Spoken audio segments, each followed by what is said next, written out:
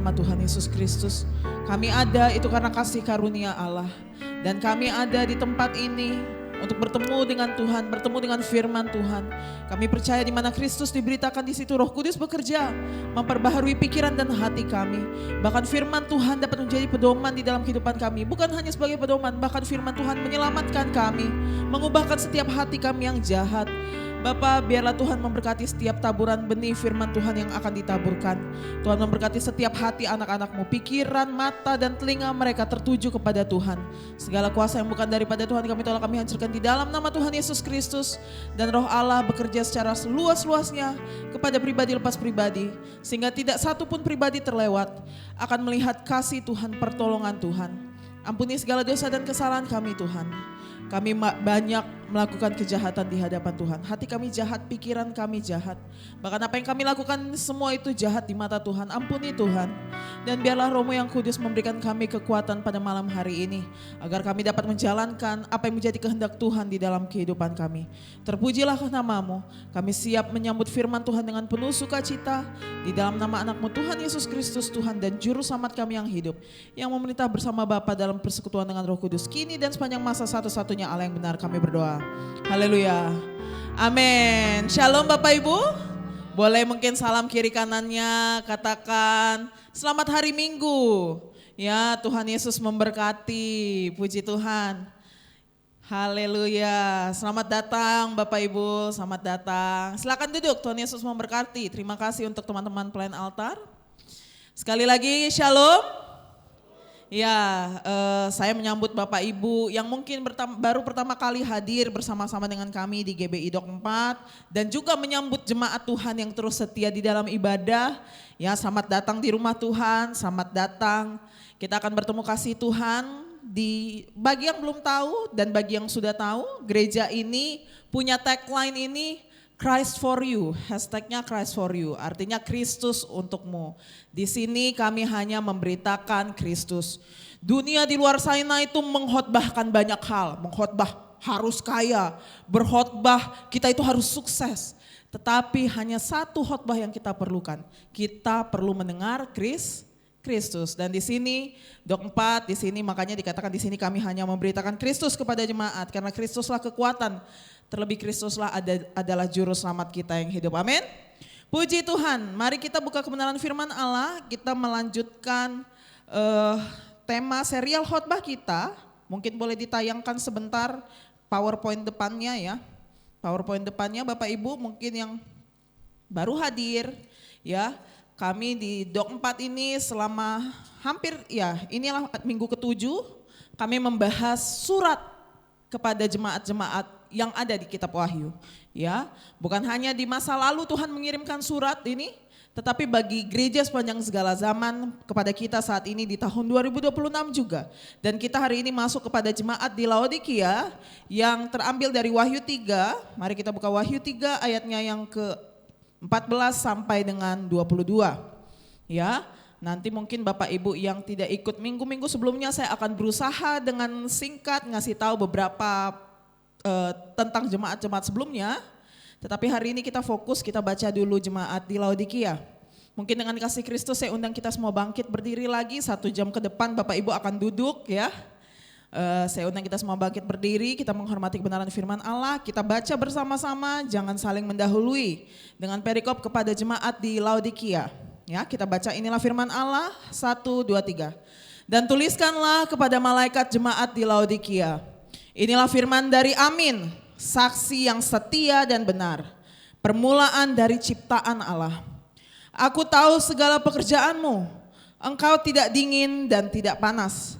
Alangkah baiknya jika engkau dingin atau panas.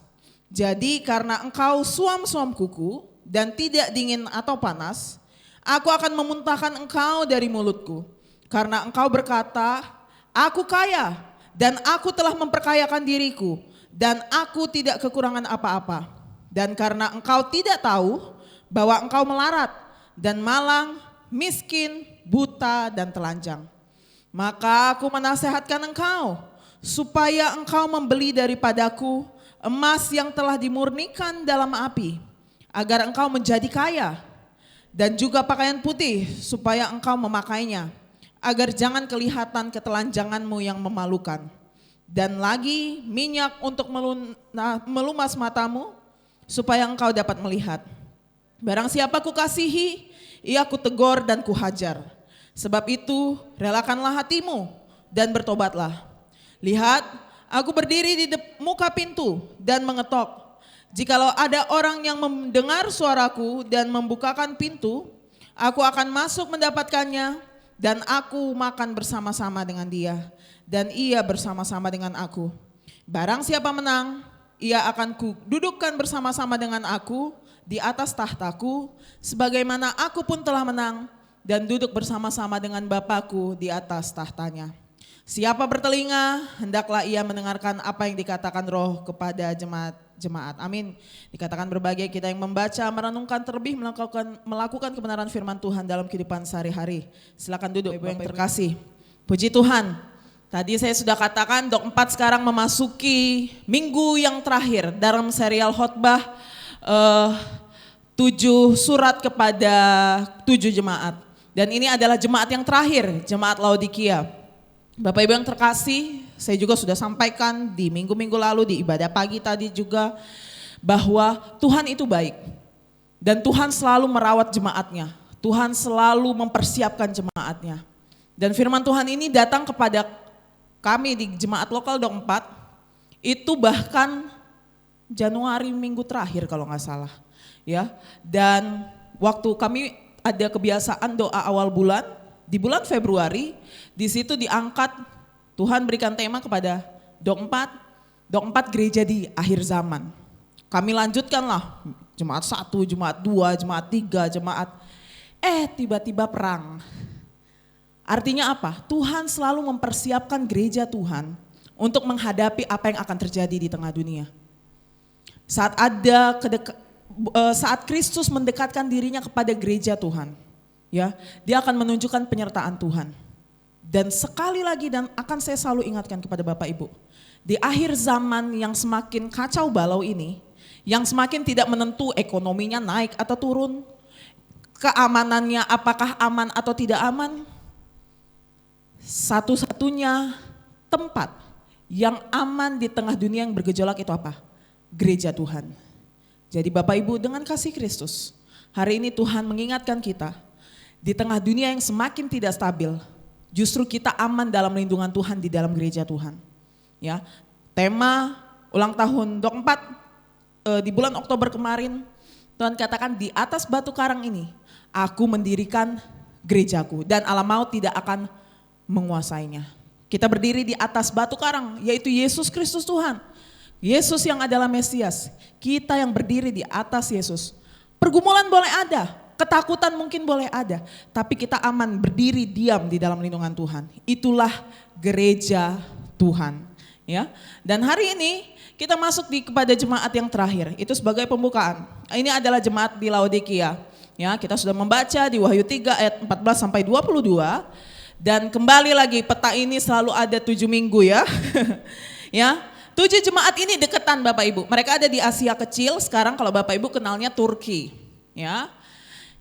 Pertama di Efesus ya. Efesus saya hanya brief saja singkat bagi Bapak Ibu yang mungkin tidak mengikuti.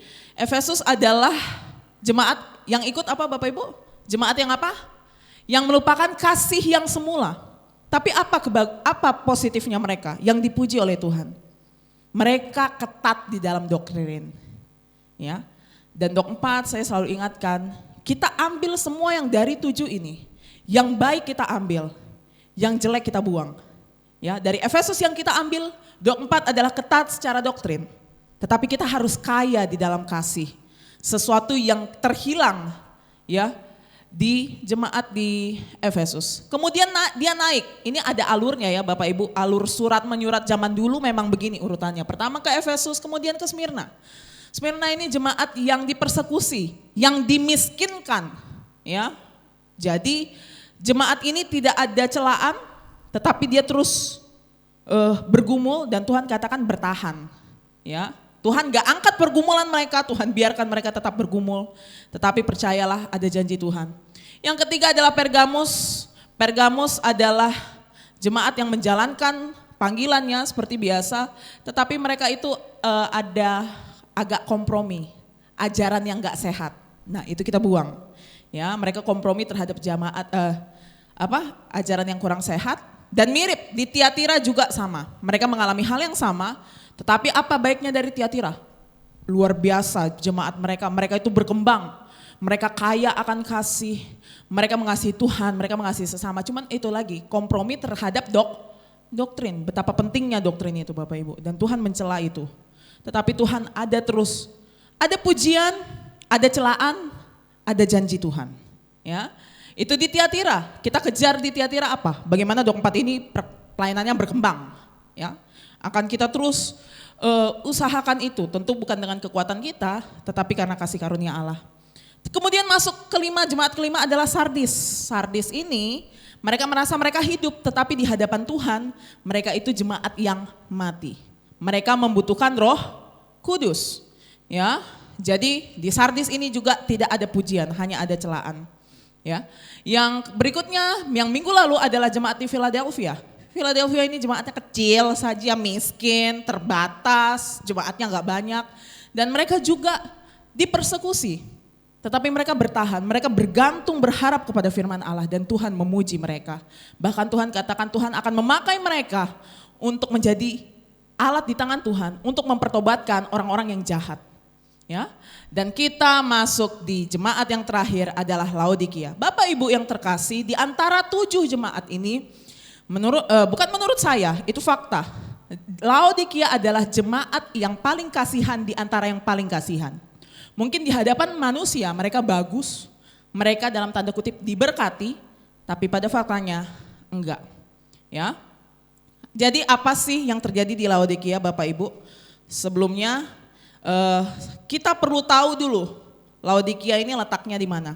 Bapak Ibu yang terkasih, Laodikia itu berbanding terbalik dengan Philadelphia, kota yang sebelumnya. Philadelphia itu kotanya kecil, hanya jemaatnya mayoritas petani, berkebun. Tetapi banding terbalik, Laodikia ini kota metropolitan. Ya, kenapa dia kota metropolitan? Karena dia itu letaknya strategis sekali, ada di pertigaan antara persilangan orang-orang lalu lintas, jadi jalur dagang. Kalau dijadikan sebagai negara, mungkin dia itu seperti Singapura mungkin kalau di Asia Tenggara. Karena orang-orang lewat terus kan, Singapura kan luar biasa maju. Atau kayak sekarang yang lagi agak-agak panas di Timur Tengah, ya, yes, ya, pokoknya bagian itu rebutan ya, Selat, ya, Hormuz dan segala macam mau lewat, ya, karena di situ kemana-mana, ke ujung dunia manapun harus lewat situ, ada persilangan. Nah jadi inilah Laodikia, kotanya besar, kotanya sangat kaya, ya. Jadi mereka itu dekat dengan kekaisaran Roma, dan dia ini adalah pusat perdagangan, pusat komunikasi, pusat kekuatan ekonomi. Kalau sekarang dunia punya Wall Street, ya, di Amerika. Nah Wall Street-nya zaman purba tuh ini sudah, Laodikia ini kaya sekali. Ya, jadi mereka luar biasa berkembang. Nah minggu lalu saya cerita nih, ada 3 kota yang gempa-gempa kan. Ingat ya, Philadelphia gempa, Sardis gempa, dan Laodikia juga mengalami gempa yang besar. Kotanya itu runtuh sama seperti kota-kota lain. Tapi beda dengan kota-kota lain, dibangun kembali sama Kaisar Roma. Mereka ini nolak bantuan Kaisar Roma, saking kayanya mereka. Kaisar Roma, nih saya mau bangun lagi kota ini setelah gempa. Dia bilang, oh sorry ya, kami punya uang. Kami bisa bangun kota kami sendiri. Mereka benar-benar sangat kaya. Mereka kaya karena apa ya? Jadi mereka ini sangat kuat Bapak Ibu, ya. Mereka sangat kuat di dalam 3 hal. Pertama, perbankan. Zaman purba nih, ya. Mereka kuat perbankan, ekonomi mereka kuat. Bukan hanya di bidang perbankan, mereka juga punya bisnis. Mereka penghasil kain, wol hitam. Mereka pemasok buat raja-raja, kainnya itu mereka yang ini kan. Dan yang ketiga adalah mereka itu punya sekolah kedokteran. Jago nih kota. Mereka punya sekolah kedokteran dan mereka terkenal, jadi zaman dulu itu banyak orang buta. Jadi Bapak Ibu mungkin kalau baca Alkitab, Tuhan menyembuhkan orang buta, ya kan. Nah, mereka itu punya obat yang ampuh sekali untuk mencelikkan orang buta. Jadi mereka sangat pintar, ya, sangat kaya, sangat luar biasa. Jadi mereka sombong lah ya, tolong ya kami punya duit, kami bisa bangun kota kami sendiri. Ya, jadi 3 ini, mereka kaya, mereka modis, mereka sehat. Ya, itu yang kita kejar hari-hari ini kan, saya mau kaya, mau sehat, dan mau modis. Ya, itu yang dikejar dunia juga hari-hari ini, dan mereka memilikinya. Tapi Bapak Ibu, satu bahan olokan kota ini kaya, mereka punya semuanya, tapi mereka punya satu kelemahan. Mereka itu enggak punya sumber air. Ya. Jadi kota-kota sekitarnya tuh kaya tapi nggak punya air. Jadi mereka itu masuk air dari kota lain. Bapak Ibu harus tahu latar belakang ini supaya Bapak Ibu tahu surat keseluruhannya. Kan tadi Bapak Ibu udah baca. Bapak Ibu nanti akan mulai, oh ini polanya, ya. Dan saya yakin yang sudah ikut 6 minggu udah tahu pola-polanya Tuhan ya, selalu on target gitu. Ya. Jadi mereka tuh memasok dari kota tetangga. Nah, kota tetangganya dekat aja Bapak Ibu. Pertama kota Hierapolis. Nah, ini Hierapolis ini mereka itu punya air hangat. Ya, kalau di Sumatera Utara tuh banyak tuh. Karena apa? Ada belerang, yang pemandian air hangat. Nah, itu Hierapolis. Ya, sekitar 10 km lah dari kota. Dekat aja. Nah, kemudian di selatan, ini di utara, ini di selatan. Nah, kalau Kolose punyanya air dingin. Air mengalir yang dingin. Nah, dipasoklah 2 dari sini, pakai pipa batu. Nah, udah nyampe di Laodikia, airnya enggak panas, enggak juga dingin. Rasanya suam kuku. Kalau diminum malah jadi beracun, malah jadi penyakit. Airnya jadi tidak berguna. Ya, inilah yang jadi bahan ejekan, ya. Udah tahu polanya kan? Udah mulai ngerti, oh itu ternyata ya. Oke. Dan apa? Inilah kelemahannya ya. Jadi karena airnya udah nyampe Laodikia penuh endapan kapur gitu Bapak Ibu. Jadi gak panas, gak dingin, gak bisa menyembuhkan, gak bisa menyegarkan. Pokoknya jadi gak ada guna deh. Bahkan kalau diminum bikin sakit, bikin mual. Ya.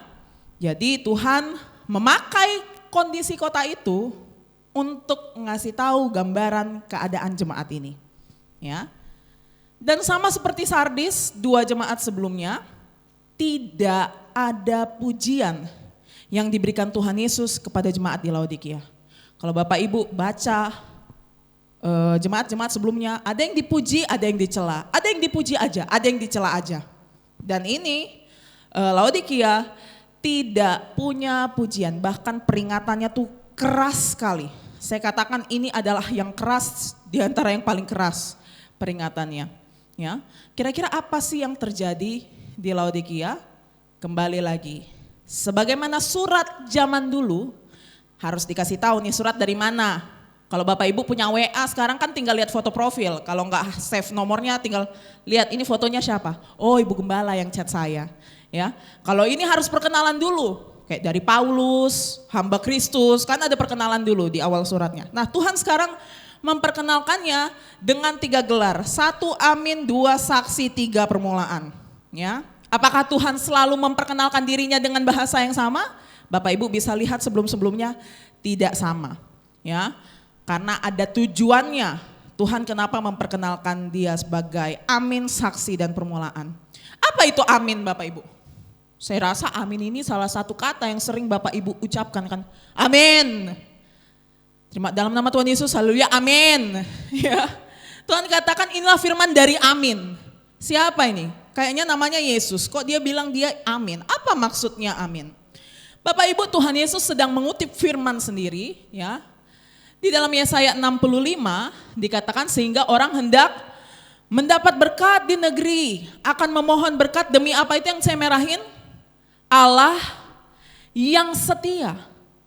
Kalau lembaga Alkitab Indonesia menerjemahkannya Allah yang setia, saya merahin ya. Tapi kalau di bahasa Inggris, lihat di bawah saya merahin, God of Truth. Ya. Tetapi kalau di dalam bahasa Ibrani, Elohe Amen, God of Amen, Allah Amin. Ya. Jadi saya sudah merah-merahin, Bapak Ibu ingat itu. Kemudian Rasul Paulus pernah berkata begini di 2 Korintus 1 ayat 20.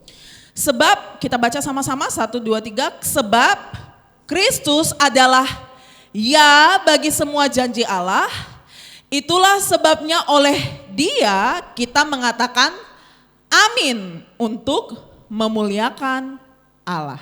Ya. Jadi karena apa? Karena Kristus Dia adalah ya dari semua janji Tuhan, perwujudan janji Tuhan adalah Kristus, dan kita juga mengatakan amin untuk kemuliaan Allah. Bapak gereja kita pernah menjelaskan begini, amin itu artinya ya akan terjadi. Ya. Kalau gitu kita simpulkan gimana? Dengan 3 tadi. Kalau dia memperkenalkan dirinya sebagai Allah amin, sebagai dari amin, ya, Allah berarti dia menunjukkan bahwa dia Allah yang setia.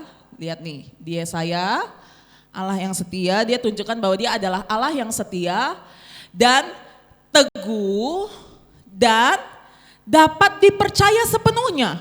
Karena tadi apa? Kenapa dia Allah yang dapat dipercaya sepenuhnya? Karena ya pasti terjadi, ya akan terjadi. Dan berarti dia adalah Allah yang dapat adalah Allah yang dapat dipercaya sepenuhnya. Jadi kalau ngomongin Allah amin, kita berbicara tentang Allah yang dapat dipercayai sepenuhnya. Setiap perkataannya dapat kita percayai. Elohe amen, God of amen. Karena apa? Karena dia, Allah, Kristus juga adalah penjamin dan pelaksana tujuan-tujuan Allah. Dia yang berjanji, dia yang melakukan, dia yang menjamin, dan dia yang menepati. Itulah Allah yang kita sembah. Ya. Bukan seperti ilah-ilah lain yang mungkin diperkenalkan oleh dunia. Dia adalah Allah yang benar. Setiap perkataan firman-Nya ialah iya dan amin. Jadi kalau Bapak Ibu, mungkin Bapak Ibu takut hari-hari ini perang dan segala macam.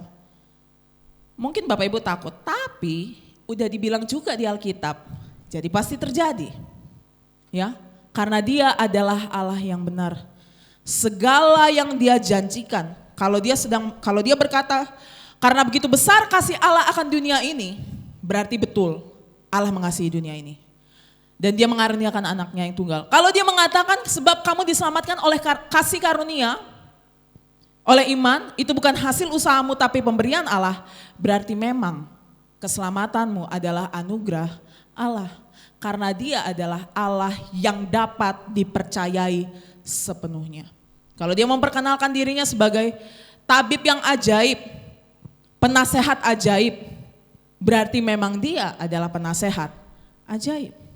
Ya, jadi dia memperkenalkan dirinya sebagai Tuhan yang dapat dipercayai. Bapak Ibu, di dunia sekarang susah untuk nemuin orang yang bisa dipercayai. Satu-satunya pribadi yang tidak pernah mengingkari dirinya sendiri adalah Allah.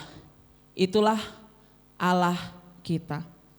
Dan kemudian dia memperkenalkan dirinya sebagai saksi. Kelanjutan dari amin.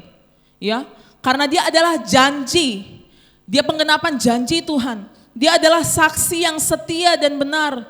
Tuhan berkata apa yang kusaksikan bukan hanya daripada aku tetapi dari Allah. Dari Bapa.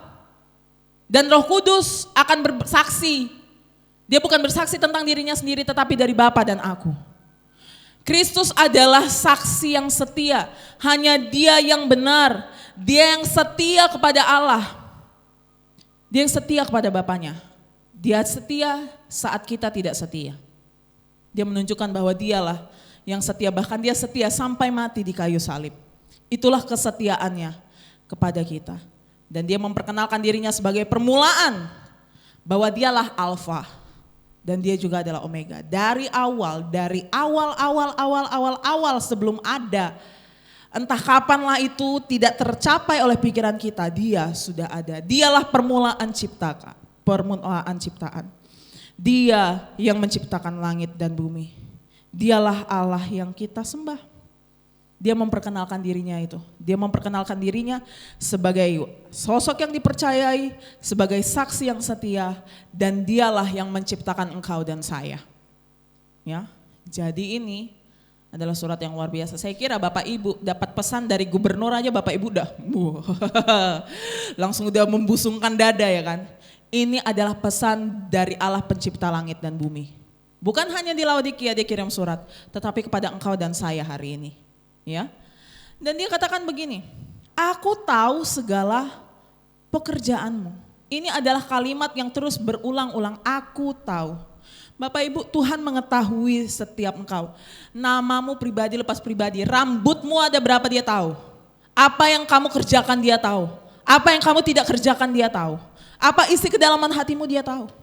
Dan Tuhan katakan kepada jemaat di Laodikia ini, engkau tidak dingin dan tidak panas. Alangkah baiknya jika engkau dingin atau panas. Jadi Bapak Ibu yang terkasih, jemaat ini adalah jemaat yang ada aktivitasnya. Ada pekerjaannya dan Tuhan tahu.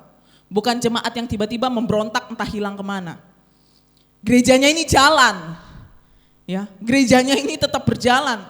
Ibadah mungkin tetap ada, tapi Tuhan katakan engkau tidak dingin dan tidak panas. Ingat ya, yang air tadi ya. Alangkah baiknya jika engkau dingin atau panas. Bapak Ibu, seringkali kita kira kalau Tuhan berkata alangkah baiknya engkau dingin atau panas, kita suka, mungkin Bapak Ibu pernah dengar atau kita kira kalau dingin itu jahat dan ateis. Kalau panas itu baik dan beriman. Kalau suam-suam kuku berarti setengah-setengah. Berarti artinya jadilah orang yang panas bersemangat berapi-api dalam Tuhan. Apakah ini benar? Apakah ini tepat sepenuhnya? Ya. Apakah mungkin Tuhan berkata alangkah lebih baiknya kamu ateis sekalian? Alangkah lebih baiknya kamu jahat sekalian? Alangkah lebih baiknya kamu gak ibadah sekalian? Kira-kira Tuhan mungkin gak yang ngomong kayak gitu? Kayaknya kurang tepat ya. Kurang cocok di telinga, kayaknya bukan tipe beliau seperti itu. Ya, kadang kan kita pikir, mungkin Bapak Ibu pernah dengar, Bapak Ibu harus semangat, jangan suam-suam kuku. Kalau suam-suam kuku mending jahat aja sekaligus, gak usah gereja. Saya rasa itu bukan yang sesuatu yang akan disebutkan oleh Tuhan. Karena Tuhan katakan apa? Alangkah baiknya jika engkau dingin atau panas. Apakah Tuhan pilih daripada kau suam-suam kuku, mending kau jadi penjahat aja sekalian. Kayaknya Tuhan bukan tipe yang berkata seperti itu. Kalau gitu apa artinya dingin atau panas? Dingin atau panas ini Bapak Ibu bukanlah apa ya, kayak ada skala kebaikan kita gitu ya. Kalau dingin itu penjahat sekali. Kalau suam-suam kuku setengah dingin, setengah baik, setengah jahat. Kalau panas tuh baik kali ya. Bukan ditafsir sebagai ada skala moralitas. Tetapi begini Bapak Ibu, saya udah jelasin tadi panjang lebar tentang air ya. Sekarang saya bikin dalam bentuk bagan, ya. Di sini Laodikia, saya katakan mereka nggak punya air kan? Nah, mereka pasok air dari sini. Di utara mereka ada, terang sekali kalau saya berdiri dari sini ya. Ada Hierapolis ya di utara dan ada Kolose di selatan. Ini air panas, ini air dingin. Dikirim nyampe sini udah gak berguna airnya kan, karena suam-suam kuku, ya banyak apa campuran-campuran di dalam perjalanan, jadi airnya tidak berguna karena apa? Kalau dipakai bikinmu mual, gak bermanfaat untuk kesehatan kita, ya sampai di sini jadi tidak bermanfaat. Tapi kalau kita mundurkan dulu lagi airnya, air panas ada gunanya gak? Air panas ada gunanya gak? Ada. Menyembuhkan, ya kan? Bikin enak. Tapi kalau air dingin, ada gak gunanya? Ada, bikin segar, memulihkan dahaga kita. Bapak Ibu kalau hausnya minta ampun, biasanya yang kita cari itu air es. Yang kita cari itu air es. Ya. Jadi kalau air panas, itu berguna.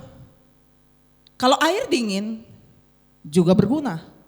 Tapi kalau udah sampai segini, sampai di Laodikia, airnya sudah tidak berguna. Kalau gitu apa maksud Tuhan? Apa alangkah lebih baik kamu panas atau dingin? Ini berbicara tentang kegunaan atau fungsi airnya di hadapan Tuhan. Karena yang minum, ceritanya di ayat ini yang minum dan yang muntah adalah Tuhan. Berarti perspektifnya adalah sudut pandang Tuhan, kegunaan bagi Tuhan. Ngerti? kegunaan air ini di hadapan Tuhan. Ya. Kalau gitu apa panas maksudnya? Kalau panas itu tadi kan menyembuhkan, menghangatkan. Inilah orang-orang yang terus, itu yang mungkin kita katakan gereja zaman sekarang, kita katakan tuh api-api. Orang yang berapi-api di dalam Tuhan. Ya, hidup di dalam firman, setia beribadah, ikut pelayanan, setia menerima sakramen, setia berdoa. Orang yang berapi-api di dalam Tuhan. Tetapi ternyata ada gunanya dalam tanda kutip bagi Tuhan orang-orang yang dingin. Kalau dingin biasanya firman Tuhan pakai dingin itu apa? Kasih menjadi dingin. Ya, berarti dingin itu adalah posisi yang tidak ideal tentang keimanan kita. Betul ya? Di posisi kita itu gak berguna, tapi di hadapan Tuhan itu masih berguna. Makanya Tuhan katakan alangkah lebih baik kalau kamu panas atau dingin. Kenapa ideal di hadapan Tuhan yang dingin ini, jemaat yang dingin?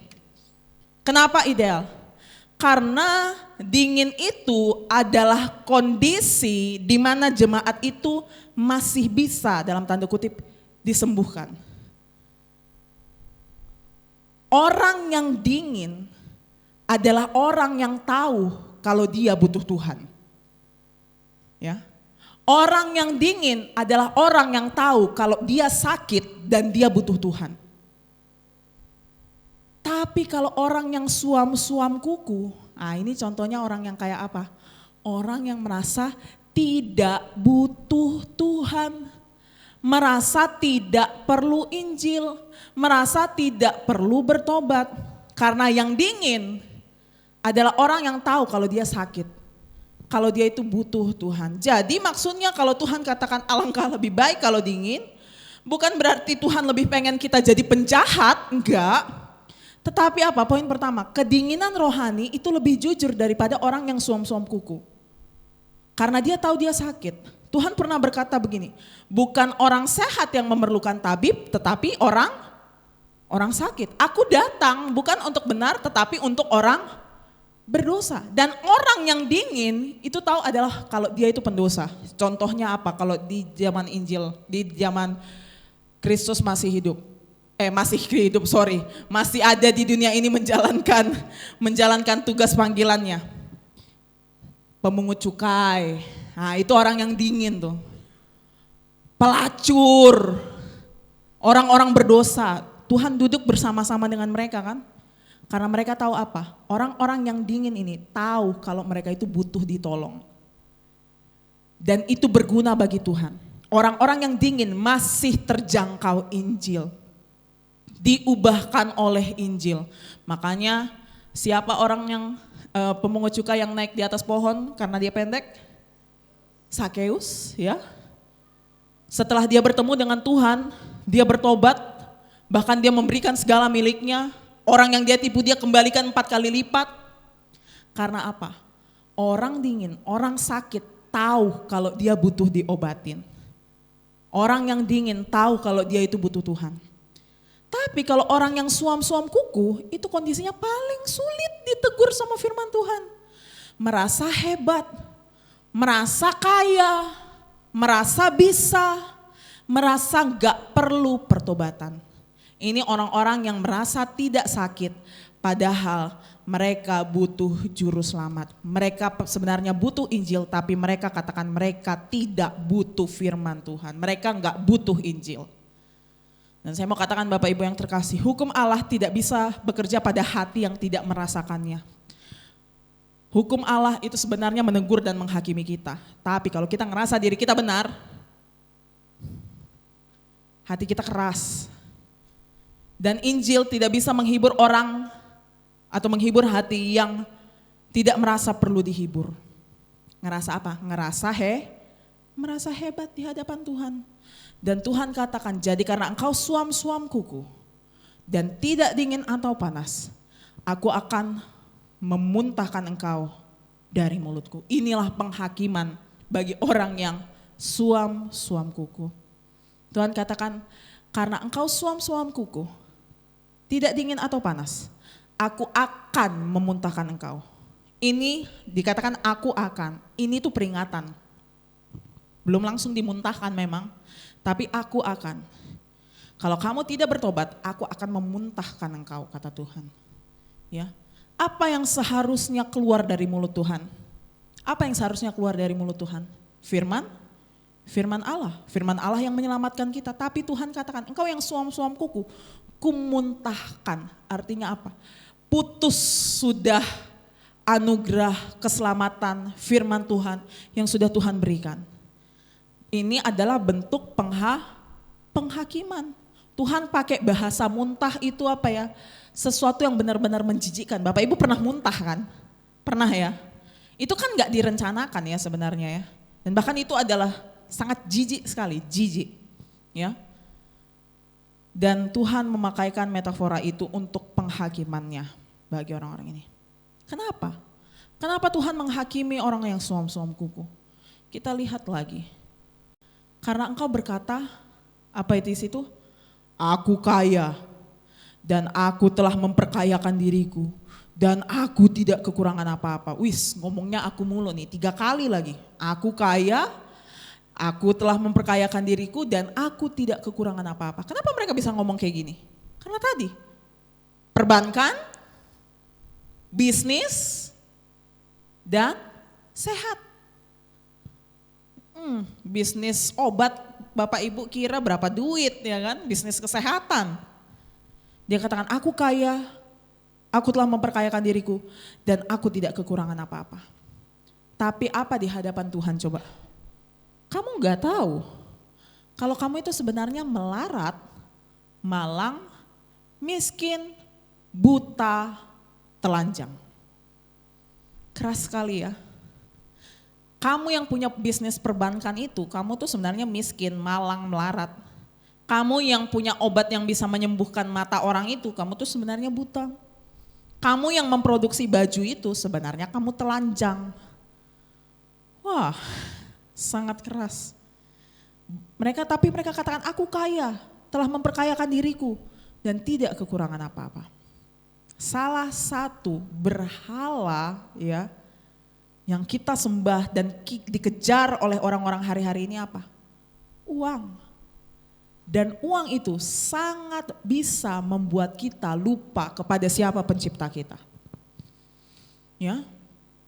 Ini kan yang Bapak Ibu kejar, uang, keberhasilan. Ini apa mereka? Uang punya, bisnis iya, sehat iya. Ya. Bapak Ibu, pengetahuan tentang keadaan sesungguhnya kondisi kita itu bukan dari penilaian kita, tapi dari penilaian Tuhan. Kita bisa kira kita baik, tetapi ternyata di dalam penilaian Tuhan kita nggak baik, kita jahat. Ya, ini mereka mengklaim diri mereka sendiri bahwa mereka kaya. Mungkin dilihat jemaat lain, dilihat manusia, jemaat yang lain atau orang-orang di sekitar, mungkin benar mereka kaya. Mungkin kita kira, mungkin ya jemaat-jemaat yang lain, luar biasa ya jemaat di Laodikia ini, luar biasa diberkati Tuhan, melimpah-limpah dan melimpah-limpah. Tetapi ternyata di hadapan Tuhan, jemaat ini malang, miskin, buta, telanjang. Ya, kita nggak bisa menilai kita menurut apa yang kita benar Bapak Ibu. Karena hati kita itu jahat, hati kita selalu melengkung kepada diri kita sendiri, selalu membangun narasi yang menyenangkan diri kita sendiri Bapak Ibu. Dan Bapak Ibu harus sadar itu. Karena kita selalu merasa diri kita benar, kita selalu merasa diri kita hebat. Itu berulang-ulang kali.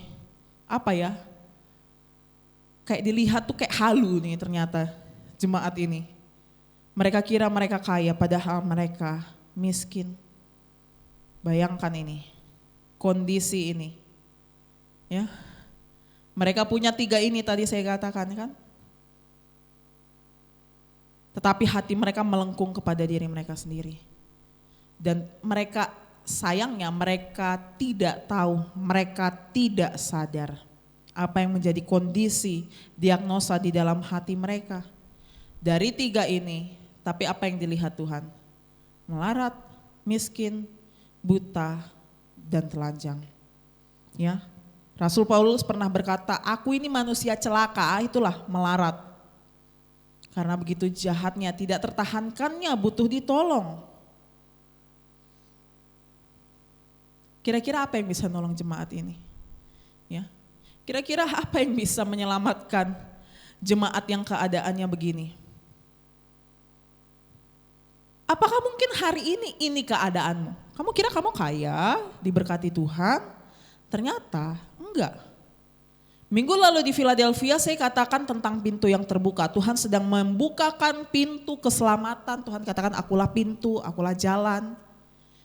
Ya, ngomongin pintu, ngomongin dua hal, yaitu tentang keselamatan dan juga kesempatan untuk pemberitaan Injil. Hari-hari ini keselamatan Tuhan sedang tercurah besar-besaran di antara bangsa-bangsa. Tapi di saat yang bersamaan ada juga kemerosotan di tengah jemaat yang mungkin dulunya tahu Kristus. Itu yang katanya yang terdahulu jadi terkemudian, yang terkemudian yang jadi terdahulu. Di tengah kondisi bangsa ini Bapak Ibu atau bangsa-bangsa, ini tuh keselamatan Tuhan diberitakan secara seluas-luasnya. Ini adalah kondisi teknologi paling puncak sepanjang sejarah manusia itu sekarang. Betapa mudahnya pemberitaan Injil, tetapi di saat yang bersamaan mulai lesu. Saya bercerita ngobrol dengan gembala-gembala, bukan hanya di GBI ya, bukan hanya di Kota Jayapura ini, tapi bahkan sinode-sinode lain. Berkata gini, pendeta-pendetanya berkata begini, kehadiran jemaat di dalam gereja sebelum COVID dan pasca COVID itu menurun drastis. COVID udah selesai berapa tahun dan kondisi angkanya belum balik ke seperti sebelum COVID. Karena apa? Karena di saat yang bersamaan teknologi kita terlalu luar biasa. Bapak Ibu sekarang kan gak bisa menghentikan saya ngomong. Tapi kan kalau di live streaming Bapak Ibu bisa berhentikan saya ngomong. Bahkan tiba-tiba bisa lompat ke gereja mana. Bapak Ibu kan gak bisa sekarang, Bu, gembala stop, udah capek dengernya. Enggak. Tapi kalau di rumah bisa, nggak suka saya sama pendeta ini, ganti, ya, sambil makan ciki gitu ya kan kita ya. Nah ini tantangan, memang ini tantangan gereja yang luar biasa. Kira-kira atau apa begini keadaan Bapak Ibu saat ini? Mungkin Bapak Ibu juga mengejar hal ini, kekayaan, ya. Apa sebenarnya kekayaan itu Bapak Ibu? Apakah kita dilarang untuk berbisnis atau dilarang untuk berusaha? Kita akan bahas selanjutnya ya. Tuhan katakan melarat, miskin, buta, dan telanjang. Jadi Bapak Ibu, bahaya terbesar bagi gereja bukan penganiayaan, karena justru jemaat-jemaat sebelumnya yang dianiaya justru dapat pujian dari Tuhan. Bukan juga kemiskinan, karena ada gereja yang dimiskinkan dapat pujian juga dari Tuhan. Bukan serangan dari luar, orang-orang jahat, tetapi bahaya yang terbesar adalah dari dalam. Saat posisi hati kita merasa kita gak butuh Tuhan. Kita butuhnya uang. Menyembah gak bikin perut kenyang bos. Mungkin kita kira kan, kalau kita udah ngomongin perut, susah tuh bertobat kalau udah ngomongin perut. Ya. Saat kita merasa kita gak butuh Tuhan, hati kita, di dalam hati kita ngerasa kita gak butuh Tuhan. Jadi apa yang bisa menyembuhkan Laodikia? Apa yang bisa menyembuhkan Bapak Ibu dengan saya? Ya, Bapak Ibu, ini adalah masa prapaskah, masa sengsara Tuhan Yesus. Ini adalah jalan menuju salib Kristus. Ya, orang yang disalibkan itu di dalam hal ini sedang mengetuk kita, menunggu kita. Ya, dan akan kita bahas tadi tentang ketuk pintu. Tuhan katakan begini, apa yang bisa menyelamatkan Laodikia? Tuhan berikan tawaran seperti ini Bapak Ibu. Maka kita baca 1, 2, 3, maka aku menasehatkan engkau supaya engkau membeli daripadaku. Stop. Kenapa dikatakan membeli? Balik lagi ya, ini orang dagang nih, orang yang ngerti duit. Tapi Tuhan katakan supaya engkau membeli daripadaku. Tapi pasarnya Tuhan, jual belinya Tuhan, ya. Jual belinya Tuhan, prinsip jual beli dalam tanda kutip, prinsip pasarnya Tuhan beda dengan apa yang diajarkan oleh dunia. Yesaya berkata begini, Bapak Ibu baca supaya Bapak Ibu ngerti. 1, 2, 3. Ayo, hai semua orang yang haus, Marilah dan minumlah air. Dan hai orang yang tidak mempunyai uang, marilah, terimalah gandum tanpa uang pembeli dan makanlah juga anggur dan susu tanpa bayaran. Nah, sistem pasarnya Tuhan yang ditawarkan kepada jemaat Laodikia, kan balik lagi, ini orang bisnis nih, orang perbankan nih. Tapi beda dengan pemikiran mereka, Tuhan menawarkan, ayo beli daripada saya, tapi kamu tidak usah bayar apa-apa. Artinya apa? Gratis. Beli daripadaku. Bapak Ibu pasti tahu ini, sola gracia. Ngomongin keselamatan di dalam kekristenan adalah cuma-cuma. Anugerah yang Tuhan curahkan. Segala sesuatu disediakan oleh Tuhan. Bukan karena kekuatan atau harta kita, kehebatan kita, tetapi keselamatan itu berbicara tentang kasih karunia. Sesuatu yang Tuhan berikan dengan cuma-cuma. Jadi Tuhan katakan beli kepada saya. Bukan berarti kita diselamatkan ngasih uang atau ngasih jabatan kita. Tapi kasih karunia. Tanpa bayaran. Tuhan katakan mari makan sini. Mari minum sini. Ya, ngomongin makan dan minum. Roti dan anggur. Perjamuan toh. Mari ngomongin keselamatan. Tidak usah bayar. Mungkin beda dengan ajaran yang lain. Kamu harus bikin A, B, C, D, E supaya bisa selamat. Atau kamu harus dibakar di api penyucian berapa ratus tahun, berapa ribu tahun supaya suci banget baru bisa masuk kerajaan Allah. Enggak. Kristus menawarkan keselamatan yang cuma-cuma. Ya. Sesuatu yang sudah dibayar lunas oleh siapa? Oleh Kristus sendiri. Sola gracia. Dan katakan apa berikutnya? Apa yang dibeli dari Yesus? Emas yang telah dimurnikan dalam api. Pertanyaannya, apakah emas ini sudah sempurna, sudah selesai, sudah prosesnya sudah selesai? Sudah. Bukan DP, bukan setengah-setengah, bukan cicilan, bukan kredit. Tapi sudah selesai. Apa perkataan sudah selesai yang Bapak Ibu tahu dari Alkitab? Perkataan Kristus sendiri. Sudah selesai. Sudah lunas. Tuhan sudah melalui api penderitaan salib kematian yang nanti akan kita kembali peringati di minggu-minggu yang akan datang. Tuhan sudah melalui api murka Tuhan. Emasnya sudah jadi, sudah lunas. Agar apa? Agar engkau menjadi kaya. Bapak Ibu berbicara soal kekayaan, bukan depositomu berapa, bukan hal-hal yang kau kejar terus hari-hari ini. Kekayaan di hadapan Tuhan berbicara tentang anugerah yang sudah Tuhan kasih kepadamu. Jadi kita terlalu bersusah-susah hati kalau kita terus mengejar kekayaan, tapi ternyata kita kehilangan esensi bahwa sesungguhnya kekayaan di hadapan Tuhan adalah sesuatu yang sudah kamu terima dari Tuhan. Jadi engkau dikatakan kaya adalah apa? Dikatakan kaya oleh Kristus apa? Orang-orang yang beriman, orang-orang yang terus memegang apa yang sudah ada di pada kita. Surat-surat sebelumnya. Pegang itu, apa yang ada padamu pegang itu. Itulah orang-orang yang kaya di hadapan Tuhan. Itulah orang-orang yang dipandang kaya. Jadi Bapak Ibu, engkau jangan berhenti sudah untuk menaruhkan kepercayaanmu dengan segala hal yang kamu miliki. Mungkin kamu diberkati luar biasa seperti Laodikia ini. Tetapi itu semua sia-sia kalau kamu gak punya Kristus. Saya katakan sia-sia. Ya, kontras sekali dengan Laodikia yang mungkin bisa sekejap krisis ekonomi, bisa aja sekejap hilang.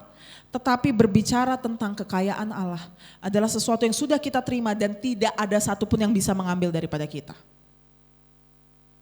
Ya, ngomongin kaya, siapapun kekayaan kita bisa sewaktu-waktu diambil daripada kita. Kita lihat Laodikia sekarang ada di mana sih? Yang kita tahu sekarang Singapura, New York. Ya, apa yang kita miliki itu gak ada harganya, gak sebanding apabila bahkan kita kehilangan esensi kekayaan itu sendiri apa? Anugerah dan iman.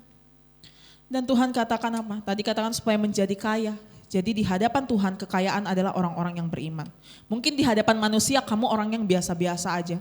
Mungkin ekonomimu biasa-biasa aja, tetapi di hadapan Tuhan orang yang beriman, yang terus bergantung berharap memegang apa yang sudah Tuhan kasih, kau adalah orang yang kaya di hadapan Tuhan. Ya. Dan Tuhan katakan mengenakan pakaian putih, ya. Pakaian putih ini udah berapa kali muncul di dalam jemaat-jemaat sebelumnya juga, ya. Pakaian putih ngomongin apa? Kita lihat Galatia, kita baca 1, 2, 3, karena kamu semua yang dibaptis dalam Kristus telah mengenakan Kristus. Jadi Bapak Ibu kita mengenakan Kristus. Yang dilihat oleh Bapak adalah saat ini adalah kita mengenakan Kristus. Engkau mengenakan pakaian putih. Jadi kota Laodikia ini yang memproduksi wol hitam, bahkan kontras juga ya soal warna ya. Mereka memproduksi wol hitam tetapi di hadapan Tuhan mereka telanjang. Ya, sebagaimana sama seperti Adam dan Hawa saat mereka jatuh ke dalam dosa, Tuhan malu telanjang nih. Tuhan katakan kamu tahu dari mana kamu telanjang. Karena apa? Karena mereka sudah berdosa. Mereka berusaha tutup dengan daun-daunan. Tetapi Tuhan menyembelih korban dan kemudian mengenakan itu kulit binatang.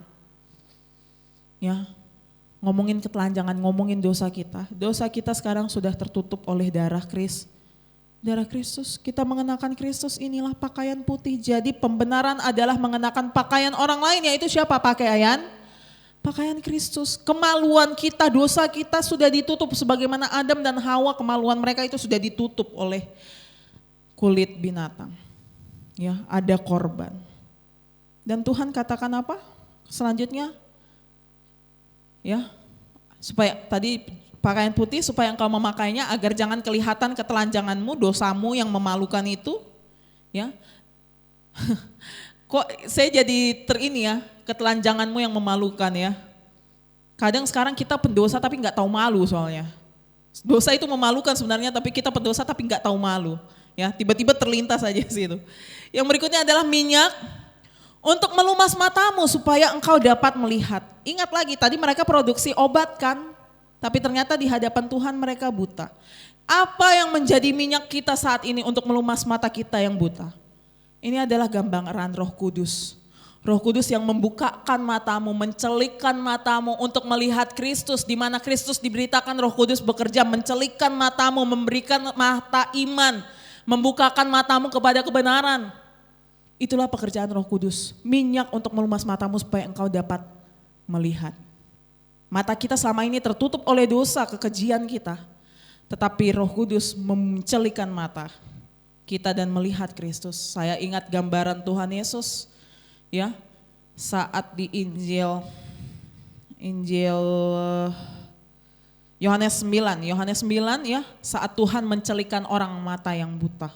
Ya, mencelikan kita saat ini. Kita orang-orang yang buta, sesat.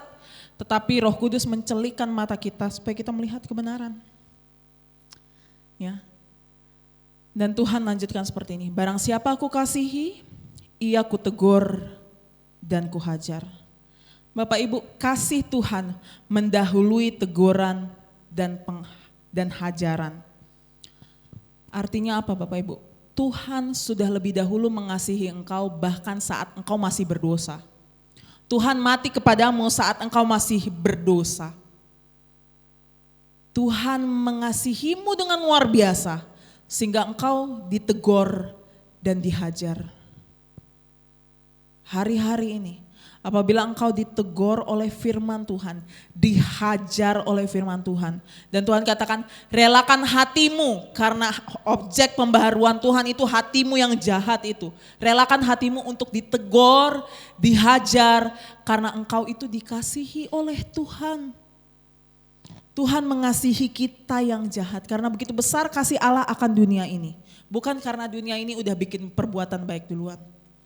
Bukan karena kita sudah bertobat duluan. Kamu harus bertobat supaya ku kasih. Enggak, Tuhan sudah mengasihi kita bahkan saat kita masih dalam keadaan berdosa.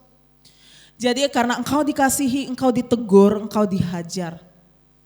Ini penting sekali. Kasih Tuhan mendahului teguran dan penghajaran. Hati kita menjadi objek hajaran Tuhan. Ya. Yang membukakan mata kita, mencelikan mata kita.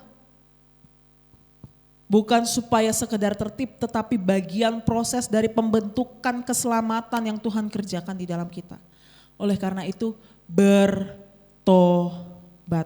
Ini kata pertobatan ini, metanoia, selalu berulang-ulang adalah kata wajib yang disebutkan di khotbah Dok 4 itu pertobatan. Kristus bertobat, Injil lah, 3 itu tuh. Kata yang akan selalu Bapak Ibu dengar kalau Bapak Ibu bergereja di Dok 4. Karena ini, bertobatlah, relakan hatimu untuk dihajar oleh Tuhan. Karena engkau dikasihi oleh Tuhan. Amin Bapak Ibu. Dan salah satu gambar yang saya yakin Bapak Ibu tahu gambar ini, gambar tentang Tuhan Yesus yang pernah Bapak Ibu lihat apa? Tuhan Yesus gendong domba, ya, atau perjamuan, atau Tuhan Yesus di kayu salib. Salah satu gambar yang paling terkenal sepanjang zaman tuh gambar ini Bapak Ibu. Dengan segala macam versinya. Bapak Ibu pasti pernah melihat gambar Tuhan Yesus ketok pintu ya. Pasti pernah. Tuhan katakan begini, lihat, aku berdiri di muka pintu dan mengetok. Jikalau ada yang mendengar suaraku dan membukakan pintu, aku akan masuk mendapatkannya dan aku makan bersama-sama dengan dia dan ia bersama-sama dengan aku. Gereja selalu sering pakai ayat ini untuk penginjilan. Gambar ini selalu dipakai, dipampangkan kalau di gereja-gereja kuno gitu ya dulu. Dulu kan gak ada videotron begini ya, papan pengumuman di depan. Mereka selalu pakai gambar Tuhan Yesus ngetok pintu untuk program penginjilan. Penginjilan kepada siapa? Kepada orang-orang yang belum Kristen. Orang-orang yang belum mengenal Kristus di luar sana. Jadi kalau mereka bikin pengumuman penginjilan, traktat penginjilan, ya poster ya di dinding gereja, mereka selalu pakai gambar ini untuk mengumumkan pelayanan penginjilan ke orang-orang yang belum mengenal Kristus. Dan mereka pakai ayat ini juga. Mengetok pintu kalau ada yang dengar. Tapi kalau kita belah lagi ayat ini, sebenarnya originalnya ayat ini untuk siapa? Apakah untuk orang yang gak mengenal Kristus? Enggak, ini kan originalnya untuk Laodikia, orang yang sudah kenal Kristus. Jadi Bapak Ibu ngomongin Injil, ngomongin pertobatan bukan hanya orang di luar sana yang gak kenal Kristus. Orang yang kenal Kristus, anggota gereja Tuhan masih butuh bertobat dan masih butuh Injil. Kita kalau ngomongin pertobatan, ngomongin Injil bukan ngomongin Injil tuh di luar sana aja lah. Di sini tuh kita udah jemaat-jemaat yang dewasa, yang makanannya tuh sudah nasi, makan kami tuh udah batu. Pertobatan Injil itu bubur lah itu, ASI itu biasa. Itu orang-orang di luar sana tuh yang belum kenal Kristus, itulah kalian menginjil yang sana. Saya mau katakan Bapak Ibu butuh Injil. Di sini Bapak Ibu masih butuh Injil. Dan di sini di dalam gereja Tuhan, Tuhan katakan, lihat aku berdiri di muka pintu dan mengetok. Di dalam gereja Tuhan, kita masih butuh Injil. Kita selalu perlu diperbaharui, dipertobatkan. Semua kita, orang di luar sana yang belum mengenal Kristus, dan kita yang sudah tahu siapa itu Kristus, kita tetap perlu dipertobatkan. Kita tetap butuh Injil. Apa yang Bapak Ibu dengar ketokannya hari-hari ini di dalam gereja Tuhan? Tuhan ngetok pintu saat ngapain? Saat firman lagi diberitakan ini Bapak jemaat Tuhan Yesus tuh lagi ngetok pintu hatimu. Kamu yang udah kenal Kristus pun Tuhan masih ngetok pintu. Saat firman diberitakan, saat sakramen dilayankan, di dalam perjamuan Bapak Ibu mungkin sudah dibaptis. Di dalam setiap perjamuan, kalau di Dok 4 kami setiap minggu Bapak Ibu kalau ibadah pagi. Kalau ibadah malam hanya di minggu pertama. Tapi kalau Bapak Ibu datang ibadah pagi, tiap minggu kami perjamuan. Karena betapa pentingnya perjamuan. Bersekutu dengan tubuh dan darah Tuhan. Itu cara Tuhan terus untuk mempertobatkan kita. Tuhan katakan, aku berdiri di buka pintu dan mengetok. Tadi pagi saya katakan Tuhan tuh gak dobrak gitu kan. Ini pintu gak dibuka-buka, wah gitu ya. Tadi pagi saya katakan gitu, enggak. Tuhan masih dengan sabar. Dia katakan, lihat aku berdiri di muka pintu. Dan sampai saat ini dia masih ngetok pintu hatimu. Untuk engkau dipertobatkan. Hatimu yang jahat, kamu butuh Kristus. Laodikia ini merasa enggak butuh Kristus karena mereka punya uang, mereka punya jabatan, mereka punya kekuasaan. Tapi Tuhan masih sabar. Kamu itu butuh saya. Ya, kamu itu miskin. Sini, Tuhan ketok terus pintu hati mereka supaya dipertobatkan. Saat kita membuka pintu, Kristus katakan, aku akan masuk mendapatkannya, makan bersama-sama dengan dia dan ia bersama-sama dengan aku. Ngomongin makan bersama-sama, ada rekonsiliasi. Nah, biasanya orang berantem, kan kita bilang, udahlah kita makanlah dulu, kenyangin perut dulu baru ayo. Kenapa? Kenapa kalian berantem? Ya, ngomongin makan bersama, ngomongin ada kedekatan, rekonsiliasi. Yang tadinya terpisah dari Tuhan, dipersatukan, diperdamaikan bersama-sama dengan Allah. Dan Tuhan katakan, barang siapa menang, ia akan kududukkan bersama-sama dengan aku di atas tahtaku, sebagaimana aku pun telah menang dan duduk bersama-sama dengan Bapakku di atas tahtanya. Bapak Ibu yang udah ngikutin 6 minggu, barang siapa menang ini bicara tentang apa? Barang siapa menang bersama Kristus. Karena yang menang itu adalah Kristus. Kita mengenakan Kristus. Tuhan katakan, barang siapa menang, barang siapa bertahan di dalam iman, dia akan duduk bersama-sama. Ini ngomongin nanti, kedatangan Tuhan dipenuhkan sepenuh-penuhnya. Jadi Tuhan berbicara tentang penghakiman, tapi Tuhan juga berbicara tentang janji Tuhan. Dan Tuhan katakan, siapa bertelinga, hendaklah ia mendengarkan apa yang dikatakan Roh kepada jemaat-jemaat. Barang siapa menang, sebagaimana aku pun telah menang. Kristus sudah lebih dahulu menang. Dan kita yang mengenakan Kristus menang bersama-sama dengan Kristus. Amin Bapak Ibu yang terkasih. Ya, jadi selesailah sudah 7 minggu kita. Kita tepuk tangan dulu buat Tuhan atas kasih-Nya, pertolongannya. Ya, barang siapa menang kata Tuhan. Iman timbul dari pendengaran akan firman Tuhan. Siapa bertelinga hendaklah dia mendengarkan apa yang dikatakan Roh. Barang siapa yang memiliki telinga, dengarlah, biarlah imanmu bertumbuh terhadap peringatan yang sudah saya kasih ini melalui surat ini. Ya, jadi ini adalah surat, katakan sampaikan kepada malaikat. Ya, tadi saya sudah sempat kasih tahu nggak bagi Bapak Ibu yang belum tahu.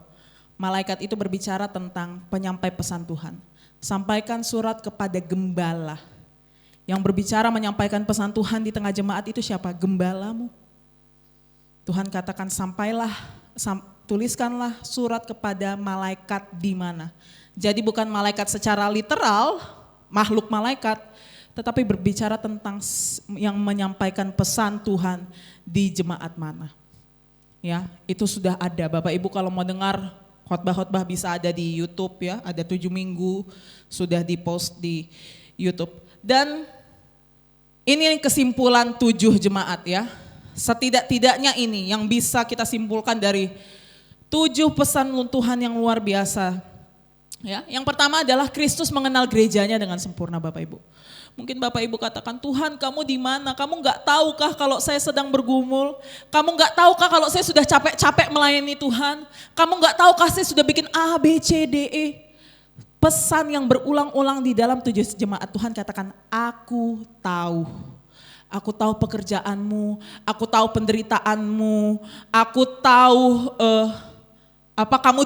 kamu berada di tahta iblis untuk Pergamos, ya. Aku tahu tantanganmu. Bahkan Tuhan tahu kejahatan kita. Kalau 7 ini kan udah ada beberapa jemaat yang melakukan kejahatan. Tuhan tahu. Kalau kamu lagi bergumul Tuhan tahu. Kamu lagi sedih Tuhan tahu. Kamu lagi menyembunyikan dosa pun Tuhan tahu. Jadi Tuhan adalah pribadi yang mengenal setiap kita. Bukan berbicara hanya gereja secara organisasi, tetapi engkau orangnya adalah gereja Tuhan. Dan Tuhan mengetahui apa yang kau alami hari-hari ini. Dia adalah Allah yang setia, yang berdiri dan berjalan di tengah setiap jemaatnya. Jadi Tuhan Kristus mengenal setiap gerejanya dengan sempurna. Yang kedua adalah masalah gereja, masalah pribadi kita tidak selalu dari luar. Bahkan banyakkan itu dari dalam kita sendiri. Dari hati kita yang jahat, kita yang kompromi. Ya. Jadi mari coba kita evaluasi dan kita mempertobatkan diri. Kita terus mendengar firman Allah. Karena Tuhan terus ngetokin pintu. Ya. Yang ketiga Kristus menegur karena apa? Karena Kristus mengasihimu. Jadi saya heran sekali kalau ada jemaat yang ditegur dosanya pindah dia. Di sana ditegur lagi pindah dia. Bapak Ibu kapan mau bertumbuhnya? Tanaman dipindah-pindahin terus juga gak bakal tumbuh dia. Ya, apalagi imanmu. saat engkau ditegur oleh firman Allah, percayalah Tuhan itu mengasihimu. Tuhan mau engkau terus ada di dalam kasih Tuhan. Jadi yang keempat, ya, solusinya selalu sama. Di dalam setiap pergumulanmu, dosamu, pergumulanmu terhadap ekonomi kah, dosa kah, apapun itu pergumulanmu hari-hari ini, solusinya selalu sama, yaitu apa? Selalu kembali kepada Kristus. Makanya di Dok 4 kami bikin moto, tagline, Christ for you. Supaya Bapak Ibu selalu ingat, oh Kristus itu untuk saya. Kristus itu selalu untuk saya. Jadi di gereja GBI Dok 4 selalu memberitakan Kristus karena solusinya selalu kembali kepada Kristus. Selalu bertobat, selalu bertumbuh di dalam iman. Iman, pertobatan, Kristus, 3 itu tuh. Injil, udah 4 berarti. Yang sering berulang-ulang kali, kata yang selalu berulang-ulang. Yang kelima apa? Gereja yang sejati adalah gereja yang menang. Yang bertahan dan menang bersama Kristus sampai akhir. Kapan itu akhir? Saat engkau dipanggil Tuhan, saat Yesus datang, Tuhan katakan di Philadelphia, aku datang segera. Tuhan sudah mau datang Bapak Ibu. Gereja yang sejati adalah gereja yang menang bersama Kristus sampai akhir. Ya, jadi jangan mau jadi yang terkemudian Bapak Ibu. Minta pertolongan Tuhan. Dan yang keenam, Injil selalu menjadi pengharapan gereja. Bukan orang di luar sana yang membutuhkan Injil, engkau dan saya juga terus butuh Injil. Injil selalu menjadi pengharapan gereja. Dan yang ketujuh adalah 7 gereja ini adalah cerminan gereja sepanjang segala zaman. 7 adalah melambangkan angka yang sempurna. 7 surat, 7 jemaat, 7 itu adalah angka sempurna. Tuhan yang dimiliki Tuhan, 7 yang melambangkan kesempurnaan, maksudnya itu ada 7. Jadi ngomongin 7 jemaat ini, bukan hanya berapa Masehi, tahun berapa Masehi, puluhan Masehi, bukan hanya ngomongin itu. Ngomongin gereja sepanjang segala zaman. Dan saat ini gereja di tahun 2026, pesan Tuhan masih sama kepada jemaat-jemaat dahulu dengan jemaat yang sekarang. Karena firman Tuhan adalah dari Sang Amin, yang ya pasti terjadi. Allah yang setia. Amin Bapak Ibu.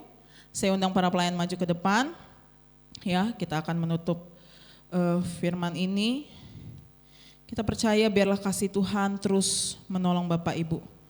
Jadi untuk sama seperti tadi pagi, khusus di Laodikia agak lama karena emang cerita gerejanya cukup kompleks dibandingkan gereja-gereja lain dan sekaligus merangkum 7 minggu yang sudah Bapak Ibu dengar.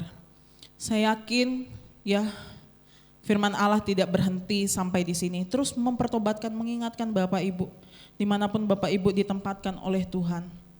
Ada Allah yang setia, Allah yang terus menjaga setiap hati pikiran kita. Sang Amin yang ya pasti terjadi. Allah yang benar, Allah yang patut dipercayai seluruh perkataannya. Haleluya. Mari Bapak Ibu kita bersatu di dalam doa. Pribadi lepas pribadi mengakui dosa di hadapan Tuhan.